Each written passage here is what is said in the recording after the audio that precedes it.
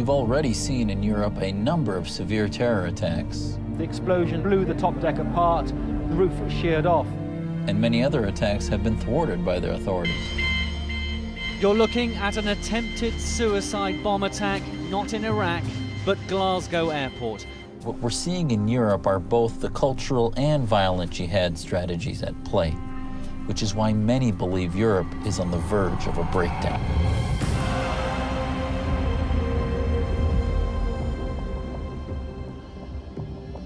Britain is in a state of denial, as is much of Europe, and to a certain extent America too. A state of denial about the nature and extent, but particularly the nature of the threat that we're up against.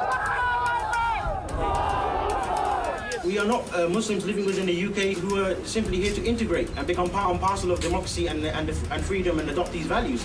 Rather, what we hope to do is to engage within British society, to call to the sovereignty of Allah subhanahu wa ta'ala, and one day, inshallah, implement the Sharia over man-made law, and inshallah over Downing Street and Washington itself. A recent survey of Muslims shows that 30% would rather live under Sharia law than democracy.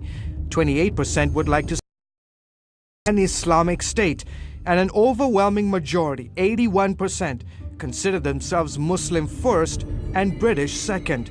A very significant proportion of British Muslims do not accept the terms of settlement accepted by all other immigrant communities, which is that when in Rome, do as the Romans do. When in Britain, you observe British law. You don't expect British law to change to accommodate Islamic law. On the contrary, they do expect British law to change to accommodate Sharia law, and that is the big difference. Rather than the Muslims adopting British values, why are you not adopting our values?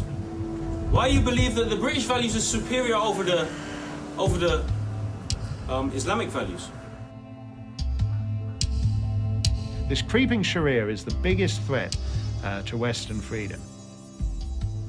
These small incremental concessions that you make for so-called multicultural reasons are regarded by the other side as enormous victories. And Piglet on your desk is no longer acceptable. And the Burger King ice cream swirl is no longer acceptable. And the shirt that the Milan Football Club wears when it plays games is no longer acceptable. I think those kind of concessions, the concessions made in the Danish cartoon case, they all go the same way. A non-Muslim exercises his right of freedom of expression. He does something that would be regarded as perfectly normal. And the Muslims object.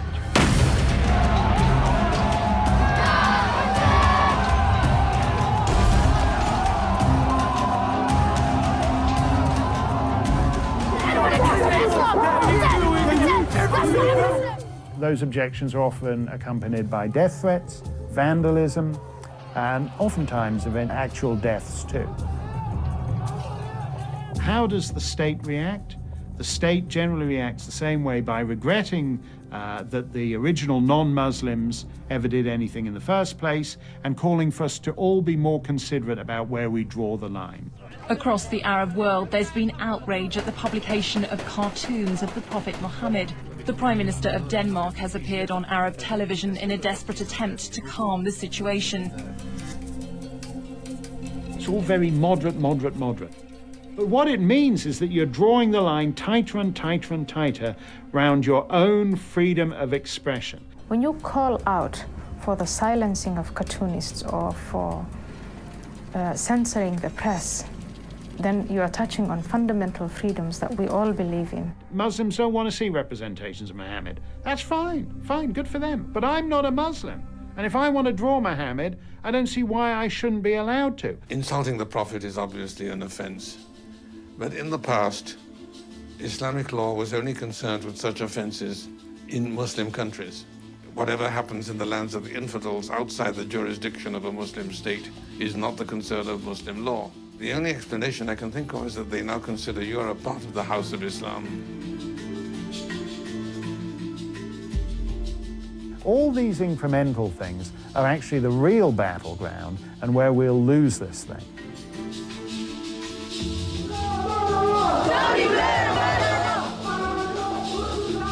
There is another factor in the Islamists' favour, which is sheer demographic weight of numbers. There are now many millions of Muslims in Britain and Europe. Do you know which name is more popular right now in Great Britain? George or Mohammed? George? Wrong. No, it's Mohammed. Essentially, we live in a world where the most advanced societies are going out of business.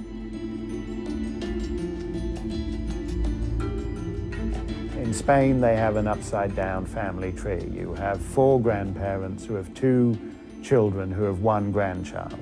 You do that for another 20, 30, 40 years, they're not going to be any more Spaniards. Most of the countries in Western Europe are in the process of becoming Muslim-majority countries. The proportion of Muslims in the population is increasing steadily. People say, oh, it doesn't really matter. Only 10% of the population of France is Muslim. What's the big deal? It's going to be centuries before any of this ever happens. Not true at all. If you have a population where 90% of the population have, say, 1.4 children, and 10% of the population have 3.8 children, then that 10% will have caught up with the 90%. It happens very, very fast, and it's happening very fast. There are now many millions of Muslims in Britain and Europe. And the point about these communities is that unlike other immigrant communities, they don't wish to integrate and they don't integrate. They kind of reinforce themselves as insular communities. We believe Islam is supreme. We believe Islam will dominate.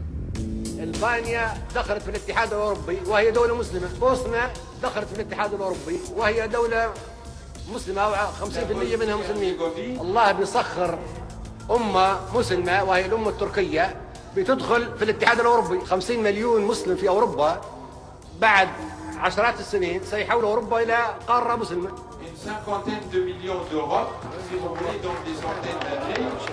They do see the fertility rate as a key element of conquest, as they put it.